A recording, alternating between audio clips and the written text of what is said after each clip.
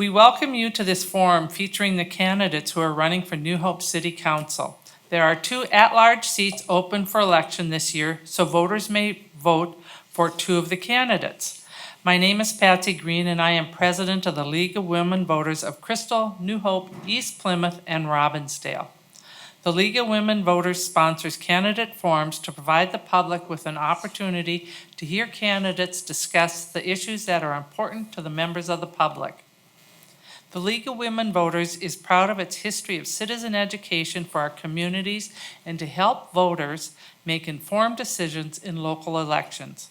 The League is a nonpartisan organization that does not support or oppose any political parties or candidates. The views expressed in each forum are those of the candidates and not those of League of Women Voters. Questions tonight should relate to the office of the New Hope City Council. Questions for the candidates are from the audience here tonight and from citizens who've emailed them to our League email address or left message on the League voicemail. We do not accept verbal questions from the floor. All question writers are kept anonymous and the questions become the property of the League. Wearing face masks is a personal choice of both candidates and audience members. We wish to thank our moderator for this forum, Marty Mix, a member of the League of Women Voters of Golden Valley. Thank you, Marty. Well, thank you, and welcome to the forum for the City Council candidates for New Hope City Council. There are 4 candidates that will be on your general election ballot, of which 2 will then be elected to serve 4 years on the New Hope City Council. We've asked the candidates for an opening statement of up to 3 minutes, telling you why each would like to serve and some qualifications and experiences each has for this position. Candidates, there's a timer who will notify you at 1 minute, 30 seconds, and stop intervals. You may finish your sentence after the stop sign. And we will begin with Jonathan London. Okay. Hello. My name is Jonathan London. I have been honored to serve the residents of New Hope for the last 8 years. Thank you to the League of Women Voters and CCX for organizing this evening's event. I have lived in New Hope since 1976. I have seen New Hope in its prime, and I have witnessed areas and periods of decline. I have seen retail centers decline. I have witnessed poor infrastructure maintenance, ordinance violations being ignored, lagging property valuations, homes falling into disrepair, and concerns for general safety, as well as families moving west and a noticeable impact on our school district. In 2008, I decided I wanted to help restore the vitality of New Hope. I applied to the Citizens Advisory Commission, where I served as a commissioner from 2008 until 2013. It was during my time as a commissioner that I started to see where significant city issues lied. Why were property values 20 to 40% below surrounding cities for the same style home? Why was the city failing to enforce some ordinances? Why were the leaders not redeveloping the blighted housing stock? Why was the police annual report no longer being published? Why did New Hope have a significantly higher percentage of affordable housing compared to surrounding areas, and why were we building more? I started to push members of the City Council, and I started to ask tough questions. In 2014, I felt there were too many imbalances and poor choices being made. I won in 2014, and I quickly went to work. In my 2 terms on the council, we have made many improvements. I have been a major catalyst for improvement and accountability. Today, we have made progress in reducing the real estate valuation gap with surrounding cities. We have made significant long-term infrastructure plans for our streets, buildings, and equipment. We have built more than 100 new homes. However, there continues to be significant areas for improvement. I will continue to say no to additional debt issuance. Fiscally, we can make improvements. The directors in community development, parks and recreation, public works, and public safety are doing a good job, but can improve. I look forward to answering your questions tonight, and I ask for your vote on November 8th. Thank you. All right, we'll hear from John Elder next. Would you present your opening statement? Thank you. Thank you. Good evening. My name is John Elder, and I'm on the New Hope City Council. I am your council member. I would like to personally thank the League of Women's Voters and CCX for their work in this forum this evening, as well as the work they do all year long. I was appointed to the New Hope City Council in 2008 when a vacancy became available. 10 people interviewed, and I was lucky enough to receive the position. I've been reelected 3 times since then. I've lived in New Hope since 1988 with my wife. You could say I'm a relative newcomer. We have raised our 3 children in this community, and I've been blessed to be very active within it. I've been a scout leader, a soccer coach, a New Hope police officer, and a New Hope detective. I'm a regional coordinator at a local church and serve on a number of different boards of directors within the communities. I look at the progress that the city has made in the 14 years that I've been on the council, and it's amazing. We do live in a wonderful city. That said, we cannot rest on our laurels, as there's still a lot of work to be done. When I got onto council, morale with city staff was incredibly low. Our accounting practices were being questioned, to put it mildly, and staff was leaving in droves. The council began to work hard to show staff that they were valued, issues that were being ignored were being addressed, and people were being held to a higher standard of conduct. The city started to hire more people that could really make a difference. It was a difficult road, but one we traveled, and it paid off. We saw morale improve, the departures from our employment slowed, and we found that people were becoming more interested in employment with the city of New Hope. The movement continues, and when I go out, I am often stopped by someone wanting to share with me a success story about a dealing with a city staff member. I continue to push for responsible spending, accountability, ethical and responsible behaviors by all city staff, which includes city council members. I am proud that our city has taken the direction that we have. The city looks very good, but again, we still have more work to do. Thank you. I forgot to mention at the beginning that only 2 of the 4 candidates are here tonight, and because of that, we will have a shorter candidates forum. It will end at 7:30 instead of 8 o'clock tonight. So we were going to begin with the questions that have come in from the audience and through email. It's now time to hear from them, or for me to read some of their questions. And we're going to begin with, there are many teens experiencing homelessness in our community. How and what can the city do to help these teens? And we will begin with Jonathan London. Okay, thank you. In terms of homeless teens, one of the things I think the city has to do is, one, have properly trained police officers to identify situations where this is occurring, and then be able to match the resources that are currently available, such as shelters, with those teens. So I know that once they're provided with shelter, then we can possibly get some social workers involved in helping their situation, and also then work with, potentially, if they're teens still in school, the school resource officer as well as the social workers in the schools, to make sure that they're getting the adequate resources that are available to them. Thank you. John Elder. Our police department is trained in this, and we do have relationships with the county social workers as well as the homeless advocates for the county, which they're able to find out information of people that are frequenting in our city. Our departments do a lot of public outreach and are able to help identify people that are experiencing homelessness. Our officers in the schools are, in fact, engaging with youth that are experiencing this, and they are working with Treehouse and other organizations, non-governmental organizations, to help get them the care that they need. Sometimes it's mental health, sometimes it's improper parenting, sometimes it just needs somewhere to be, and we have shelters for that, Thank you. yes. The next question, and we will begin with John Elder. Recently, New Hope City Council unanimously approved a 5% increase in the Housing Resource Authority. Do you support the burden this places on taxpayers here in New Hope?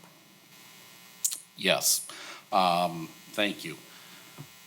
Our housing stock has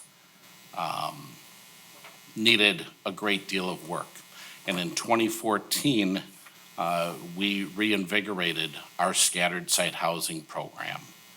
And based off of our scattered site housing program and an increase in our housing stock, we have been able to add $4.7 million to our tax base here in the city. The money that we're putting forward is going to be paying off, and we are working to ensure a higher quality of life in the city. Thank you. Jonathan London. Yes.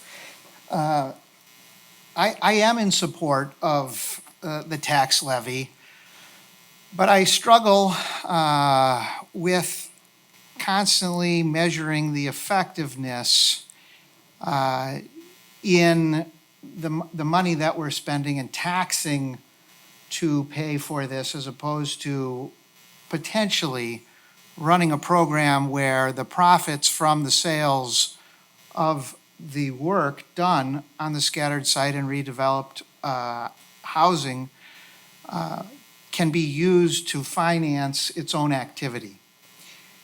We're not there yet. As Councilmember Elder said, there's significant improvements in the housing stock and housing value. And I just had a discussion with members in the Community Development Department this week. If you want to see the impact of, well, I got to stop, but check Utah Avenue, and you'll see significant impact. All right. The next question is, and we'll begin with Jonathan London. What are your ideas to increase city revenues and/or decrease city expenses?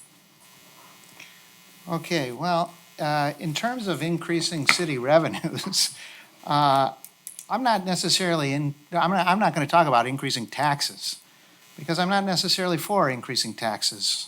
I'm increasing program fees for, say, the pool, which we're still going to end up in a shortfall of possibly $100,000, even though we had 50,000 people come through the gates.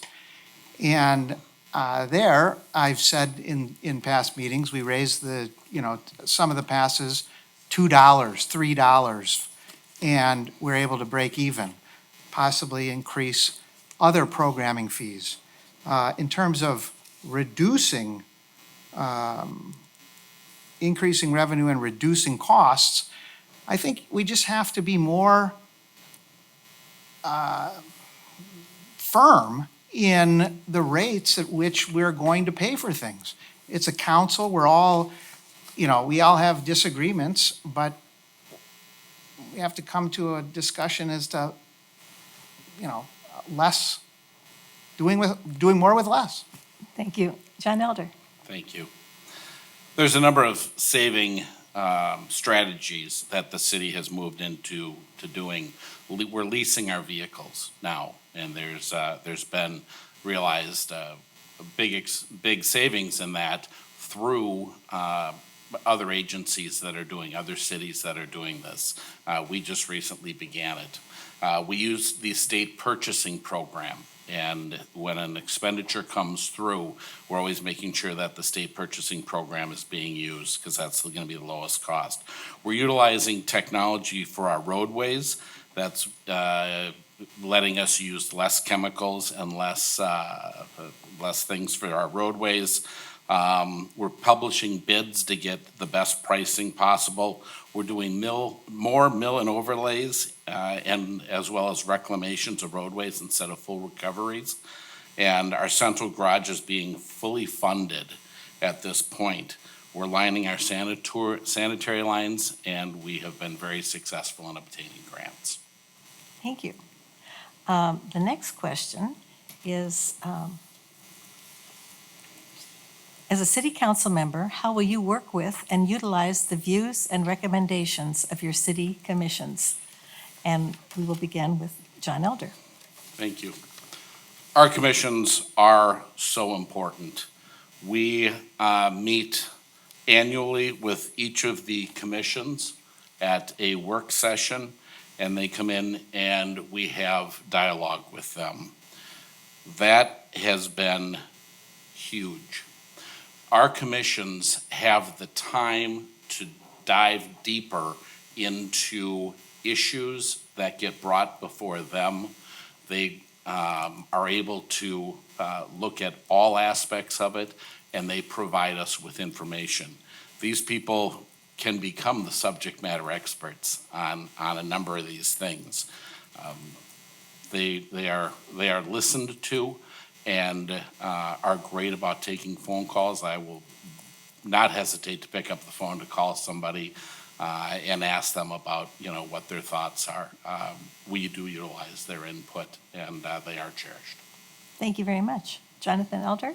Or Jonathan London, I'm Could you sorry. just repeat the question again? Yes, I will. As a city council member, how will you work with and utilize the views and recommendations of your city commissions? Okay. Well, we do meet on an annual basis with each commission. And it gives the opportunity for the leaders of those commissions, if not all members, but all members don't generally attend, to present what they've done, as well as we engage in conversation to see what else we can do better to improve the relationship between the commissioners and the council. In utilizing their reviews and discussions of things, they have regular monthly meetings, of which there are notes and minutes recorded. And so, and beyond that, if there's additional information that needs to be presented to the council, we're all available to be contacted. And my phone, I always answer my phone, so. All right, thank you. This next question is a little bit longer, and I can always reread a question anytime you want. We'll begin with Jonathan London. Several communities in our area have recently added Diversity, Equity, and Inclusion Commissions, or DEI staff, to their leadership. How would you suggest that white residents make individuals of color feel welcomed to activities that have traditionally attracted only white individuals? Okay, thank you for that question. And it's an issue that I know we're working on right now. One of the things that I think needs to be done is you can go ahead and bring a council member or such as myself. I can bring a person of color or a minority person that doesn't necessarily attend the meetings to the event. And, I know when I'm out campaigning and speaking to people, I often tell people that they should get involved. And I present phone numbers as well as, come to the city hall and ask to get involved. And so I think we do a good job of making an opening and an opportunity for people, but they don't necessarily always come. And so, as like the two candidates here tonight, but I think obviously there's room for improvement and we're trying. Thank you. John Elder. Thank you. The Human Rights Commission and the New Hope Police Department are doing something incredible, and that's barbecues. They are going out into the community to do that. They're getting into areas of different socioeconomics and different racial makeups. And I've gone to a number of those. And we can invite people to City Hall all we want. And we can give them telephone numbers all we want. But until they trust you, anybody trusts you, I don't care if it's socioeconomic or racial or whatever it is, they're not gonna come. And so I have been so happy to be able to go to a number of these barbecues where we're able to go out and engage with all the different segments of our community, because they all are our community. Thank you very much. Next question is, City Council's chief responsibility is to set strategies for the city. What strategic initiatives would you push for? And I think it's me next. John Elder. Thank yes. you. Can you repeat it again, please? I sure can. Sorry. City Council's chief responsibility is to set strategies for the city. Okay. What strategies, or I'm sorry, what strategic initiatives would you push for? Well, I think we touched on it in our last question, and that's inclusion. That's getting people involved with their city, with their community, and their government. Additionally, bringing businesses into town. Councilman London touched on this. We have a lot of open storefronts in our strip malls. I would like to see us work with the Newmark Frank organization or the Colliers organization to work on bringing businesses into the community. I want to make sure that we are doing wellness initiatives for our staff. Something that's going to go beyond just the Step to It challenge. Something that's really going to check and provide physical as well as mental health support for our staff. And those would be some of my top ones. All right. Thank you. Jonathan London, same question? Thank you. One of the things I introduced was key performance metrics. And I think one of the biggest challenges the city has is prioritizing its initiatives or strategy, right? And there are 101 different things that we can support, but we have to do a good job prioritizing. And that's where when I introduced the key performance metrics and the SMART objectives, it's something that I want. It's about 30-some metrics that we measure year over year and compare to various cities. And it has to do with the top most important issues, such as crime or public safety, employee turnover. Is it indicating we have a problem here at City Hall? How are people enjoying their neighborhoods? Police response time, fire response time, condition of the streets, the things that really matter and where the majority of the budget gets spent. It's nice to think about all the little other issues, but the key performance metrics allow us the ability to concentrate on things that are important. Thank you. All right, thank you. Well, it looks like we're about ready for closing statements. Candidates have a minute for a closing statement, and we will begin with Jonathan London. Okay. In closing, I want to thank you again for allowing me to represent you on the City Council for the last 8 years. We've made progress improving the city during my time on the council, and I'll continue to ask tough questions and push for a stronger New Hope. I feel confident that we can continue to make improvements and be fiscally responsible while doing so. I ask for your vote on November 8th or earlier. Thank you for attending and watching online. Thank you. John Elder, Thank you. your closing statement, please. Thank you to the League of Women Voters and CCX for facilitating this event this evening. Also, thank you to those of you who are attending this evening in person, those that are watching remotely, and those that will watch future simulcasts. I wish every resident would do this. During my time on council, I've been welcomed into so many people's living rooms, kitchens, and homes to discuss things within the city. I cherish that time with residents. I truly am a voice of the people. I bring to the council a great deal of education, a master's degree, experience of 14 years on the council, and a servant's heart as evidenced by my over 30 years of public service. I also bring a great working knowledge of the city and a common sense approach. I have been honored to be your elected representative on the council, and I'm asking for your vote on November 8th or before. Thank you. Thank you. Well, now you've heard from the candidates for New Hope City Council, and I want to thank the candidates for their participation in this League of Women Voters candidate forum tonight. Let's give them a quick round of applause.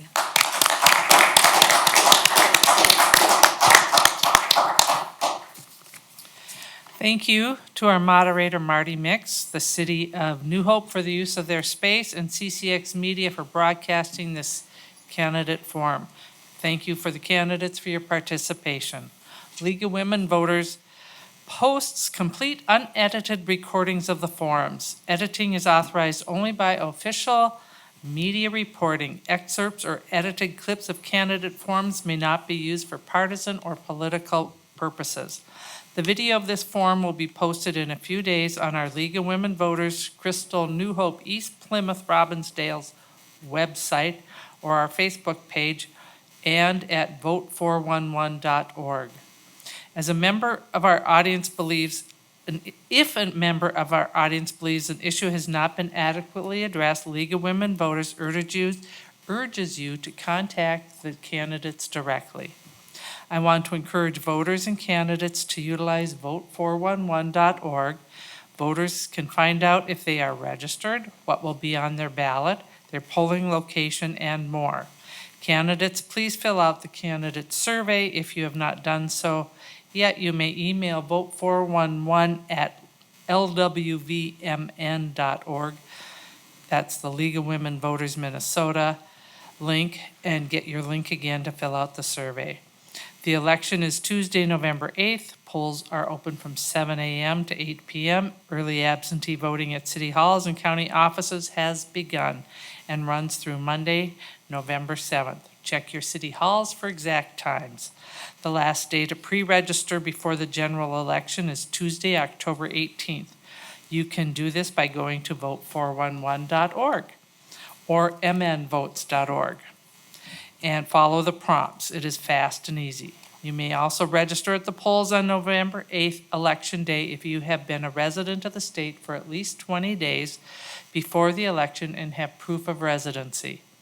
In wrap-up, the League of Women Voters encourages informed and active participation in government, works to increase the understanding of major public policy issues, and influences public policy through education and advocacy. Membership is open to men and women of all ages. For more information about League of Women Voters, visit our Facebook page at facebook.com/LWVCNHEPR, which stands for Crystal New Hope East Plymouth Robbinsdale. And yes, we do have the longest name in the Minnesota leagues. And at our website, LWVCNHEPR.org. Thank you all and have a good evening.